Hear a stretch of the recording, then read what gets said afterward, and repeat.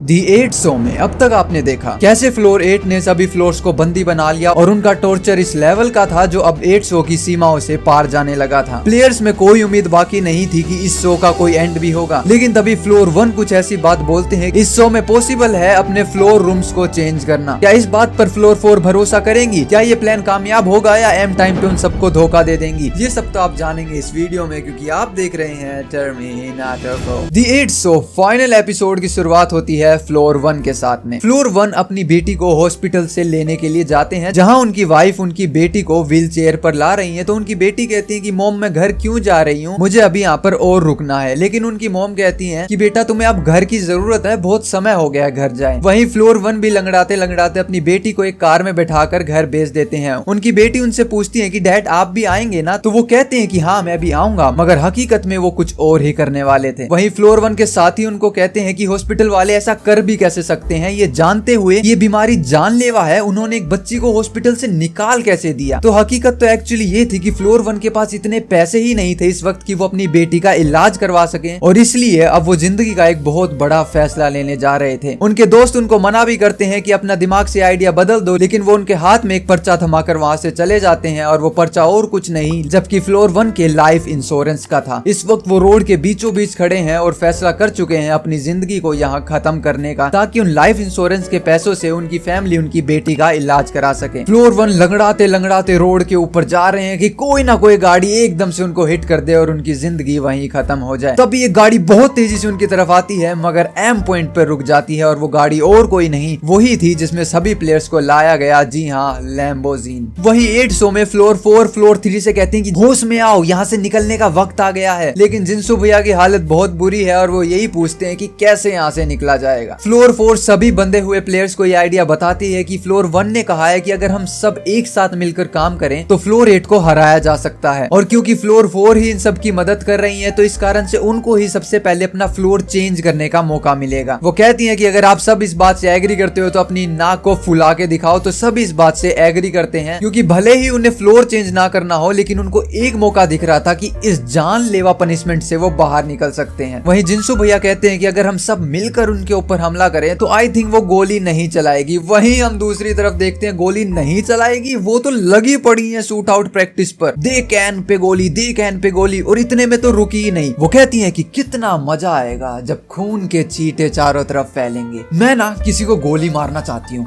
और किसी कैन को नहीं, किसी इंसान को। कहने लगती है कि एक काम करती हूँ, सबको मार देती हूँ और इस शो को यहीं खत्म कर देते हैं, और वो फ्लोर 4 के ऊपर ही गन तान देती हैं। ये सारी बात वो जिनसू भैया को बताती हैं, जिससे समझ में आ जाता है कि ना ऐसा तो मान के भी मत चलना कि वो गोली नहीं चलाएंगी, वो भून देंगी किसी को भी। तो जिनसू भैया कहते हैं क्यों ना उन पर रात में हमला किया जाए। तो फ्लोर 3 बताती है कि ये भी पॉसिबल नहीं है, क्योंकि वो इस कदर बौखला चुकी है कि वो रात को सोती नहीं है, पूरी रात पेंटिंग करती रहती है। लेकिन हमारे पास सबसे अच्छा मौका है दिन में, क्योंकि वो दिन में बॉल खेलने के लिए नीचे जाती हैं, और वो खेलने के बाद वो थक जाती हैं, सो दैट्स व्हाई उसके बाद वो नहाने के लिए जाती हैं। और ये वो एग्जैक्ट सही टाइम होगा, क्योंकि उस वक्त उनके पास उनकी गन नहीं होती, तो हम उन्हीं की गन की मदद से उनको हरा सकते हैं। लेकिन जिनसू भैया पूछते हैं उन्होंने कुछ नया तो नहीं खरीदा? वेल, नया तो नहीं खरीदा, लेकिन एक प्रॉब्लम खरीद ली, और वो था कोको या वो कुतड़ो। लेकिन प्रॉब्लम ये नहीं थी, बड़ी प्रॉब्लम तो ये थी कि इन सब बंधे हुए प्लेयर्स को एक्चुअली खोलेगा कौन? क्योंकि जब फ्लोर 8 नीचे बॉल खेलने के लिए जाती है तो फ्लोर 4 भी उनके साथ होती है, जो कि उनकी फेंकी हुई बॉल्स को उठाने का काम करती हैं। तो जिनसू भैया कहती हैं कि फ्लोर 5 से पूछो, क्योंकि वही है इकलौती जो खुली हुई हैं और उन्हीं पे भरोसा किया जा सकता है। तो फ्लोर 4 लग जाती हैं अपनी काम पर फ्लोर 5 को मनाने के लिए। वो उनसे बातें करती हैं, खाना खिलाती हैं, उनकी जिंदगी की कहानी पूछती हैं। तो यहाँ में एक फ्लैशबैक देखने को मिलता है। फ्लोर 5 एक्चुअली रिच थी, तो वो 8 शो में क्या करने आई? तो वेल, वो रिच तो थी क्योंकि उनके हस्बैंड एक्चुअली डर्मेटोलॉजिस्ट थे, सो वो अमीर थे, लेकिन साथ में ही वो अपनी वाइफ की इज्जत नहीं करते थे और उनके बहुत सारे अफेयर्स थे, जिस कारण से फ्लोर 5 बदला लेने के लिए वो भी क्लब में जाना शुरू कर दी। क्लब में उनको एक इंसान मिलते हैं जिनकी बातों में वो फंस जाती हैं, और उनको पैसों की जरूरत थी, तो फ्लोर 5 अपने हस्बैंड का पूरा घर गिरवी रखकर उनको पैसा दे देती हैं। और इससे पहले वो पैसा लौटाते उनके हस्बैंड फ्लोर 5 के ऊपर केस कर देते हैं, जिस कारण से उनकी जिंदगी में गंदी लंका लग जाती है। वहीं फ्लोर 4 इस बात का मौका उठाती हैं और स्टोरी को और भी सैड बनाने के लिए कहती हैं कि अगर उन प्लेयर्स की मदद नहीं करी गई तो वो जान से मारे जाएंगे सभी। दैट्स व्हाई वो प्लेयर 5 को इन्फ्लुएंस कन्विंस कर लेती हैं उनकी मदद करने के लिए। वेल वो तैयार भी हो जाती हैं, लेकिन एक डील के ऊपर। वो डील क्या थी इस वक्त हमें नहीं बताई गई, लेकिन आगे आप जरूर जानेंगे। फाइनली वो दिन आ जाता है जब ये सारे प्लेयर्स आजाद होने वाले थे, लेकिन दिन के साथ में आता है एक ट्विस्ट। जब फ्लोर 4 उनके रूम में पहुंचती है कि उन्नी चलो नीचे जाके बॉल खेलते हैं, लेकिन उन्नी का मूड ही नहीं है। वो कहती है कि आज रेस्ट ले लेते हैं, लेकिन फ्लोर 4 पूरी डेडिकेटेड थी तो वो जबरदस्ती उनको नीचे ले ही जाती हैं। वहीं फ्लोर 5 अपना काम करना शुरू कर देती हैं। वो एक एक करके सभी प्लेयर्स को छुड़ाना स्टार्ट कर देती हैं, लेकिन वो छोटी बेचैन आत्मा जो नीचे घूम रही थी या कोको, वो काम खराब करना शुरू कर देते हैं। वो भौंकने लगते हैं स्टेयर्स को देख के। वहीं फ्लोर 8 को भी ऐसा लगता है कि शायद उन्होंने किसी को तो स्टेयर्स पे देखा। फ्लोर 4 संभालने की कोशिश करते हैं कि अरे उन्नी वो फ्लोर 5 होगी ना, छोड़ो, लेकिन कोको उसको कौन समझाए, वो भाग लिया।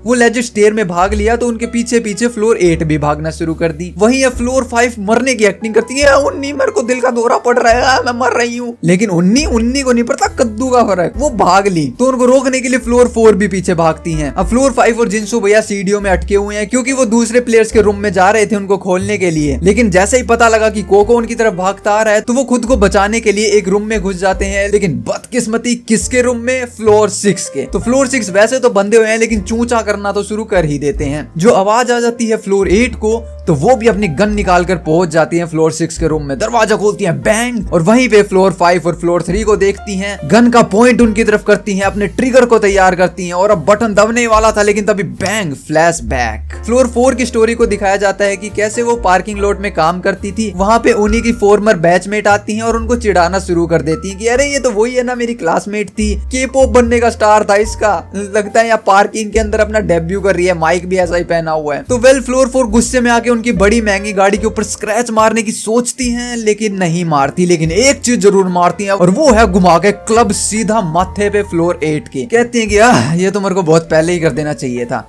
वेल या सारी जनता को ऐसा लगता है। वेल देन सभी प्लेयर्स को खोल दिया जाता है। वो नीचे खड़े हैं और फॉर नो रीजन एकदम से रोना स्टार्ट कर देते हैं। वो सभी रोने लगते हैं। उसका कारण में भी ये था कि इतने दिनों बाद आंखों में सूरज की रोशनी पड़ी तो उनको रोना आ गया। वहीं फ्लोर 8 को बांध दिया था और फ्लोर 5 कहती है कि अब वो समय आ गया जो मेरी डील थी मैं पूरा करने जा रही हूँ। वो पहुंच जाती है सीधा फ्लोर 6 के रूम में और उन्हीं के हैच से कुछ मेडिकल इक्विपमेंट्स को ऑर्डर कर देती है। वेल वो क्या करने वाली थी उससे पहले हमें उनका फ्लैशबैक देखने को मिलता है। फ्लोर 6 एक्चुअली एक फॉर्मर फेमस बेसबॉल प्लेयर थे, लेकिन उनको निकाल दिया गया क्योंकि वो गैम्बलिंग करते पकड़े गए। सो वो कार सेल्स में काम करते हैं और 2 लोग उनसे ऑटोग्राफ मांगने आते हैं। वो खुशी खुशी उनको ऑटोग्राफ दे देते हैं। इस पॉइंट पे लगता है कि यार अच्छे इंसान है, लेकिन उनके बॉस वहां आ जाते हैं कि वाह अच्छा मजा आया ऑटोग्राफ देके, अबे नल्ले कुछ काम कर ले, पिछले महीने में कितनी गाड़ियां बेची है तूने, कुछ काम करता नहीं है, मेरे को भी मारेगा क्या? वेल बॉस ये बोल के तो आपने बड़ी गलती कर दी। वो लेजिट अंदर घुसते हैं और अपने बॉस की कुटाई स्टार्ट कर देते हैं। लेकिन अब कुटाई तो कुछ और होने वाली थी, क्योंकि फ्लोर 6 अपने हाथों में ग्लव्स पहन लेती हैं, कैंची निकाल लेती हैं और कुछ ऐसा करती हैं जो कि किसी भी मेल के लिए देखना काफी ज्यादा हार्ड होगा। तो ये आप समझ सकते हैं उन्होंने किसी चीज को तो काट दिया जिससे फ्लोर 6 की पूरी जिंदगी बर्बाद हो गई थी। वहीं अब जिनसू भैया कहते हैं कि फ्लोर 8 के रूम में से पैसा लेकर अपने रूम्स को चेंज कर लेते हैं। वेल ये आइडिया अच्छा था, लेकिन फ्लोर 1 ने जो इसका जवाब दिया वो थोड़ा सा नाजुक भी था और शायद मैं कहूंगा सबसे बड़ी गलती भी थी। वो कहते हैं कि मैंने आज तक ये सारा पैसा इसी चीज के लिए बचा के रखा था, तो ये फ्लोर चेंज मैं खुद के पैसों से करना चाहता हूँ। वो सभी उनके रूम में जाते हैं और फाइनली फ्लोर 1 कहते हैं मैं अपने रूम को चेंज करना चाहता हूँ, और वहाँ लिखा जाता है 1 बिलियन वॉन्स,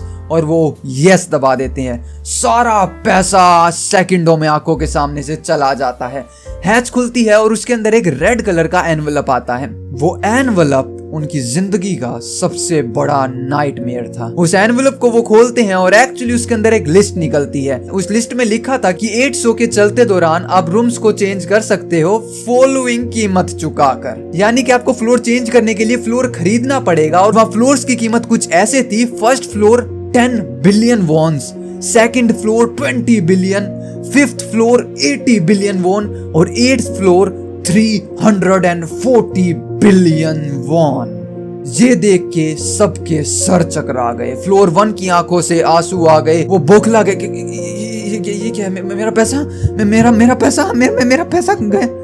उनकी कुछ भी समझ में नहीं आ रहा था, लेकिन प्लेयर्स के इस वक्त इतना तो समझ में आ गया कि उन्होंने 1 बिलियन की इतनी बड़ी कीमत चुकाकर अगर कुछ खरीदा था तो वो था इंस्ट्रक्शन लिस्ट। सभी पूछने लगते हैं फ्लोर 7 कुछ बताओ, तुम तो सबसे समझदार इंसान हो, फ्लोर 7 प्लीज बताओ क्या करें अब हम। लेकिन फ्लोर 7 के कुछ भी समझ नहीं आ रहा था। अगर कुछ दिखाया तो वो था उनका फ्लैशबैक। फ्लोर 7 एक्चुअली अपनी लाइफ में एक राइटर हैं और वो पहुंच जाते हैं एक प्रोड्यूसर के पास में अपनी स्क्रिप्ट को लेकर। वो प्रोड्यूसर बताते हैं कि लोग जैसे एक अच्छे केक के लिए पैसा खर्च करते हैं वैसे ही अच्छे एक्सपीरियंस के लिए भी करते हैं। लेकिन तुम क्या कर रहे हो? तुम उन लोगों को उनकी हकीकत दिखाना चाहते हो, ये लोग नहीं देखना चाहते। तुम तो एक अच्छे महान डायरेक्टर होया करते, लेकिन ये क्या है? ये तो बहुत बोरिंग है, डाउटफुल। वेल मेरे पास अगली बार तब आना जब एक्चुअली कोई अच्छी स्टोरी हो। वही फ्लोर 7 बेचैन है, परेशान है। वो कहते हैं कि मेरे को नहीं पता, मेरे को लगता था कि मेरे को सब कुछ पता है लेकिन मेरे को नहीं पता। वही फ्लोर 2 कहती है कि इस वक्त हम सब के साथ खेल रहे हैं। वही फिर हमें उनका फ्लैशबैक देखने को मिलता है। वो हॉस्पिटल में है जहाँ पर उनके साथी एम्प्लॉय को एडमिट कर रखा है। क्यों? क्योंकि उनके बॉस ने उनको इतनी डबल शिफ्ट का काम दिया जिस कारण से उनकी ठीक हालत ना चलते हुए उनका एक्सीडेंट हो गया। और इस पॉइंट पर अगर उनकी सर्जरी नहीं करी गई तो वो मारे जाएंगे और उनके पास कोई लाइफ इंश्योरेंस क्लेम भी नहीं है। दैट्स व्हाई इतना पैसा भी नहीं है कि सर्जरी कराई जा सके। देन फ्लोर 2 कहती है कि बताओ सर्जरी में कितना पैसा लगेगा, सारा क्लेम सर्जरी मैं दूंगी। अब फ्लोर 2 कहती है कि बस अब बहुत हुआ, इसको खत्म करते हैं और रियल वर्ल्ड में जाकर सभी अपने में से थोड़ा थोड़ा पैसा फ्लोर 1 को दे देना। सो वो सभी निकल जाते हैं हैच की तरफ इस शो को एंड करने के लिए। लेकिन तभी पीछे से फ्लोर 1 आते हैं गुस्से में, गए यहीं रुको, कोई कहीं नहीं जाएगा। और वो हवा में ही गन फायर कर देते हैं, गुस्से में रस्सियां फेंकते हैं और फ्लोर 3 को कहते हैं कि तुम फ्लोर 2 को बांधो। मेरा मुंह क्या देख रहे हो, चुपचाप काम करो सभी। फ्लोर 7 को कहते हैं कि फ्लोर 4 को तुम टेप से बांधो और कोई कहीं नहीं जाने वाला। वहीं फ्लोर 8 हंसने लगती है कि हाँ मेरे को तो पता ही था ये शो कभी एंड नहीं होएगा। और वहीं घड़ी में अब समय हो चुका था 207 घंटे। वहीं हमें फ्लोर 8 का फ्लैशबैक दिखाया जाता है। वो एक्चुअली एक परफॉर्मिंग आर्टिस्ट हैं जो कि परफॉर्म करना चाहती थी लेकिन उनको कोई शो नहीं मिला तो वो जबरदस्ती ही विदाउट परमिशन रोड के ऊपर शो करने लगती हैं। लेकिन एक दूसरा परफॉर्मेंस अब यहाँ स्टार्ट हो जाता है। सभी प्लेयर्स को बांध दिया और बहुत सारा सामान खरीद लिया अपने परफॉर्मेंस के लिए। वो 3-4 घंटे लगाकर वहाँ पूरा सेटअप कर लेते हैं और एक रस्सी की मदद से चढ़ जाते हैं बहुत ऊंचाई पर एक रस्सी के ऊपर। और उस रस्सी पर वो लेजिट चलना शुरू कर देते हैं। वो बहुत ज्यादा ऊंचाई थी, बहुत डरावना था। बिना किसी सेफ्टी इक्विपमेंट के इतनी ऊंचाई पर परफॉर्म करना जानलेवा था। वो एक स्टिक को लेकर बैलेंस करते हुए रस्सी के ऊपर निकल जाते हैं लेकिन उनका बैलेंस डिगमिगा जाता है और वो स्टिक नीचे जा गिरती है और 2 टुकड़ों में बट जाती है। वहीं फ्लोर 1 रस्सी के ऊपर लटके हुए हैं, सभी डर रहे हैं, घबरा रहे हैं और सिर्फ उनकी भलाई चाहते हैं और कहते हैं कि फ्लोर 1 प्लीज नीचे आ जाओ। लेकिन वो जैसे तैसे बचकर दूसरे कॉर्नर पे पहुंच जाते हैं। वहीं इसके बदले जहां घड़ी में 200 घंटे का समय था वो बदलकर 320 घंटे हो जाता है। इस वक्त प्लेयर्स को समझ में आ जाता है कि ये सब कुछ ही एक्चुअली टाइम कमाने के लिए कर रहे हैं। तो अब क्योंकि वो स्टिक तो नीचे गिर चुकी थी तो वो बिना स्टिक के ही उस रस्सी पर चलना शुरू कर देते हैं। वेल वो स्टिक इंपोर्टेंट इसलिए होती है क्योंकि वो बहुत बड़ी होती है और बैलेंस बनाने में मदद करती है, मगर बिना उसके परफॉर्म करना टोटली बेवकूफी कहलाती है। वो रस्सी के बिल्कुल बीचों बीच चले जाते हैं और वहां जंप करना शुरू कर देते हैं। वो बहुत ऊंची जंप करते हैं और एक वक्त आता है कि सीधा वो छत पे लगे हुए प्रोजेक्टर को पकड़ लेते हैं। अब इतनी ऊंचाई से अगर वो नीचे गिरे तो उनके बचने का कोई चांस नहीं था। वो गुस्से में उस प्रोजेक्टर को तोड़ने लगते हैं, खींचने लगते हैं और एक पल आता है कि वो प्रोजेक्टर छत से निकलकर नीचे आ गिरता है, टुकड़ों में बट जाता है और उसमें लेजिट आग लग जाती है। वहीं पर ऊपर उस रस्सी के ऊपर लटके हुए हैं सभी प्लेयर्स डर रहे हैं, घबरा रहे हैं। जमीन पर नीचे आग फैल चुकी है और इसके बदले घड़ी में समय हो चुका है 440 घंटे। लेकिन अब जो होता है वो सबसे ही बुरा था। फ्लोर 1 एक्चुअली उस रस्सी पर अपना बैलेंस नहीं बना पाते और वहां से उनका हाथ छूट जाता है।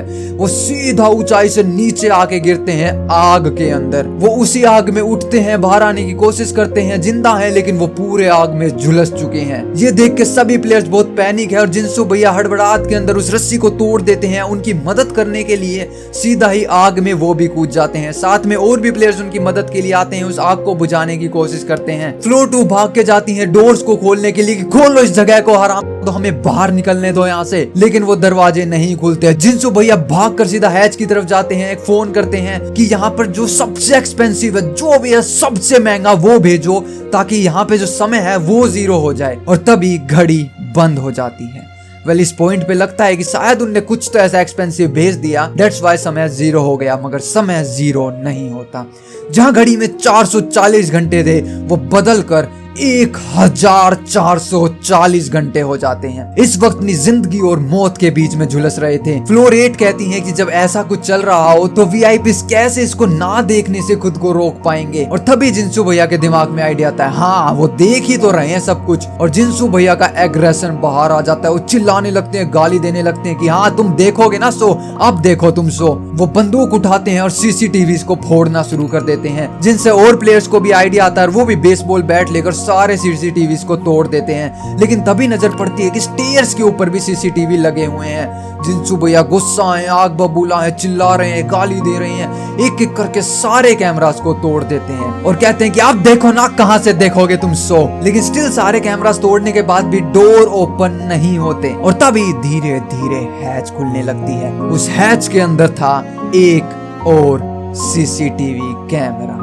जिंसू भैया का पारा हाई हो गया कि ये लोग देखे बिना नहीं मानेंगे। वो जाते हैं गुस्से में, एक आखिरी बुलेट फायर करते हैं और उस सीसीटीवी को भी तोड़ देते हैं।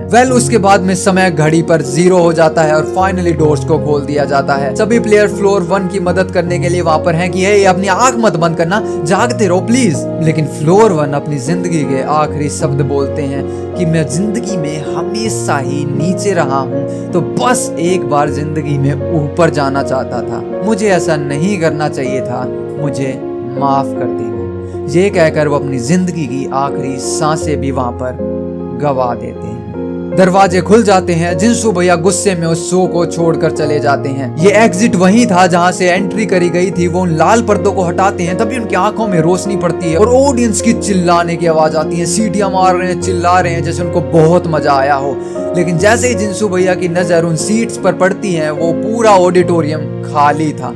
वो आवाज आ रही थी स्पीकर्स के अंदर से। वहां पर टेबल के ऊपर एक और रेड एनवेलप रखा था और उसमें लिखा था, शुक्रिया गेम को खेलने के लिए, आपकी जीती हुई रकम आपके बैंक अकाउंट में भेज दी जाएगी। पर्दे हटते हैं, थिएटर की प्रोजेक्शन पे बड़ा बड़ा लिखा आता है, दी एंड। सोसाइटी से गायब हुए उन 8 लोगों को 2.5 महीने का समय हो चुका था। इस दौरान 8 शो में उन्होंने जो क्राइम किए, हरकतें करी, गुनाह करी, उस बात से ये सोसाइटी हमेशा के लिए अनजान रहने वाली थी। लेकिन इन सभी चीजों ने अब जिंसू को ट्रॉमेटाइज कर दिया था। वो घर पर पड़े रहते थे, नींद नहीं आती थी, बेचैन थे, कभी तो इतने थक जाते थे कि दिनों तक सोते ही रहते थे। इवन इतने ट्रॉमेटाइज थे कि उन्होंने अपनी जिंदगी को खत्म करने का भी फैसला किया, मगर वो नहीं कर पाए। कभी कभी तो लगता था क्या ये सब कभी हकीकत में हुआ भी या महज मेरा सपना था। लेकिन अगर ये सपना होता तो बैंक अकाउंट में इतने पैसे कहां से आए। लेकिन पता नहीं वो हरामी होस्ट कौन था जिसने सीसीटीवी तोड़ने के चक्कर में मेरे आधे पैसे ही काट लिए। काफी समय बीत जाता है और अब यादें धुंधली होने लगी थी, वो मिटने ही लगी थी। लेकिन जिंसू भैया नहीं चाहते थे कि एक्चुअली वो यादें मिटे। सो वो फैसला करते हैं सभी को दोबारा से इकट्ठा करने का, क्योंकि फ्लोर 1 का फ्यूनरल तो करना ही था, उनको याद तो करना जरूरी ही था, क्योंकि जो सब हुआ वो काफी ट्रॉमेटाइजिंग था। लेकिन अब प्रॉब्लम ये थी कि 8 शो में मिले हुए सभी प्लेयर्स ना तो एक दूसरे का नाम जानते, ना पता जानते, ना काम जानते। तो इतने बड़े शोल सिटी में उनको ढूंढना पॉसिबल भी कैसे था। अब जिंसू भैया के पास पैसे तो थे और इकलौता ऑप्शन था होल्डिंग्स। वो पूरे सोल के अंदर होल्डिंग्स लगवा देते हैं और इनवाइट करते हैं सभी प्लेयर्स को फ्लोर 1 के फ्यूनरल पर। उस फ्यूनरल पे जिंसू भैया अकेले बैठे हुए हैं। लेकिन तभी एक शख्सियत और वहां आती है और वो और कोई नहीं, फ्लोर 2 थी। वो फ्लोर 1 को फूल चढ़ाती हैं और पूछती हैं क्या मैं अकेली यहाँ आई हूँ। तो वेल नहीं, उनके बाद 2 शख्सियत और आती हैं जो फ्लोर 4 और फ्लोर 5 थी। वो सभी बैठकर फ्लोर 1 को याद करते हैं और जिंसू भैया कहते हैं कि मैंने फ्लोर 1 की फैमिली को ढूंढा। तो वो पूछते हैं कि ढूंढा भी कैसे। तो वो कहते हैं कि सोल के अंदर ज्यादा सर्कस नहीं है तो ढूंढना इतना मुश्किल नहीं था। मैं उनकी फैमिली के पास गया तो उनकी फैमिली को लगता है कि फ्लोर 1 किसी विदेशी ट्रिप के ऊपर गए हुए हैं, क्योंकि उनके घर पे कोई शख्सियत आई थी जो कह रहे थे कि वो फ्लोर 1 के दोस्त हैं और कोरिया में पहली बार आए हैं। तो फ्लोर 1 उनके साथ चले गए, लेकिन उन्होंने उनकी फैमिली को एक बैंक अकाउंट दिया जिसके अंदर बहुत सारे पैसे थे। वो शख्सियत दिखने में ठीक थी, चश्मा पहना हुआ था और अपने बालों को पीछे बहा कर रखती थी। वेल ये बात सुन के प्लेयर्स को समझ में आ जाता है कि वो और कोई नहीं, फ्लोर 7 थे। फ्लोर 7 ने उनकी फैमिली को ढूंढा और उनको पैसे भी दिए। वेल फ्लोर 2 कहती है कि ये काम तो मेरे को करना चाहिए था, लेकिन मैं उनकी फैमिली को ढूंढ नहीं पाई। वहीं जिंसू भैया मजाकिया वे में भी कहते हैं कि मेरे को तो पता ही था फ्लोर 2 का दिमाग घुटने में है, ये सुन के वो हंसने लगते हैं, लेकिन तभी वहाँ पर एक शख्सियत आती है और कहते हैं कि ये वही जगह है ना जहाँ पे फ्लोर 1 का फ्यूनरल है जो फ्लोर 3 ने अरेंज किया है। तो वो शख्सियत साथ में बुके लेकर आई थी, बहुत बड़ा फ्लावर का बुके जिसके ऊपर 6 लिखा हुआ था, जिससे प्लेयर्स को समझ में आ गया कि ये बुके फ्लोर 6 ने भिजवाया है। तो एटलीस्ट उनको जिंदगी में इतनी शर्म और अक्ल तो आ गई कि उन्होंने बुके तो भिजवाया, लेकिन डेफिनेटली इस लेवल की शर्म थी तो अब वो चेहरा दिखाने लायक ही नहीं थे कि इन सबके बीच में आए। दैट्स व्हाई एटलीस्ट उन्होंने बुके तो भिजवाया। लेकिन सैड बात ये थी कि फ्लोर 7 एक्चुअली उस जगह पर कभी आए ही नहीं। दिलासा देने के लिए प्लेयर्स कहते हैं कि हो सकता है उन्हें वो होल्डिंग कभी देखने को मिला ही ना हो, दैट्स व्हाई वो नहीं आए। वहीं फ्लोर 8 की न्यूज आती है कि एक रात वो अपनी क्रेन लेकर आर्ट म्यूजियम में घुस गई और वो पूरा तबाह कर दिया, साथ में वहां पर अपना निशान भी छोड़ा, जिसके कारण से उनको पकड़ लिया गया और जेल कर दी गई। वहीं सभी प्लेयर्स अपनी जिंदगी की राह पर निकल जाते हैं। कोई किसी से उनका नाम, पता, काम कुछ नहीं पूछता,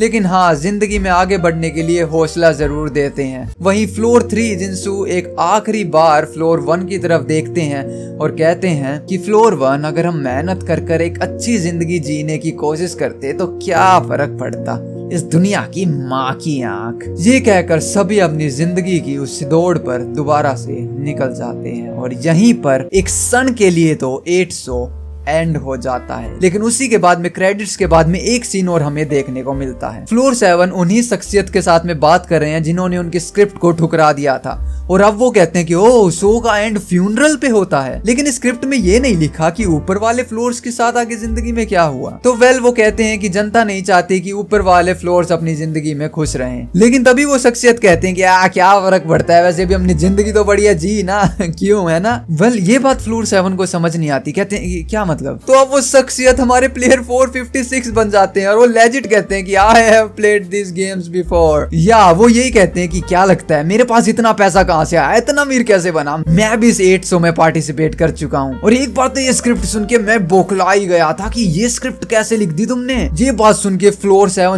लेजिट बौखला जाते हैं कि व्हाट, ये शख्सियत भी 800 में जा चुकी है। लेकिन वो तभी हंसते कहते हैं अरे मजाक कर रहा हूँ, सीरियस मत हो यार, और मुझे भी पता है तुम भी किसी ऐसे शो में नहीं गए ना। तो फ्लोर 7 कहते हैं कि ना, मैं नहीं गया और ये जस्ट एक फ्रिक्शन है। तो अब दोनों में बात होने लगती है कि ओके, तुम हो राइटर और मैं करता हूँ इस शो को प्रोड्यूस, क्या पता मैं सीजन 2 बनाने का भी मौका मिल जाए। और यहीं पर 800 ऑफिशियली एंड होता है। कमाल की सीरीज थी, लेकिन अनफॉर्चुनेटली इसका सीजन 2 नहीं आने वाला। सीरीज प्यारी थी, अच्छी थी, आपको कैसी लगी कमेंट सेक्शन में जरूर बताना। यहाँ तक वीडियो को देख ही रहे हो तो कमेंट कर देना दी एंड, ताकि मैं समझ जाऊं इस वीडियो को यहाँ तक देख रहे थे। पहली बार देख रहे हो तो प्लीज सब्सक्राइब करना बनता है, इतनी दूर तक आ पाए हो, फर्स्ट टाइम देख रहे हो तो हिट द सब्सक्राइब बटन, और लाइक करे बिना आप जा ही नहीं सकते। नेक्स्ट सीरीज को स्टार्ट किया जाएगा ट्रिगर, तो जिन्होंने एपिसोड 1 नहीं देखा है, इस वीडियो के एंड में वीडियो का लिंक मिल जाएगा, ट्रिगर को जाके देखना। मिलते हैं नेक्स्ट वीडियो में, क्योंकि आप देख रहे थे Terminator Go. Peace out.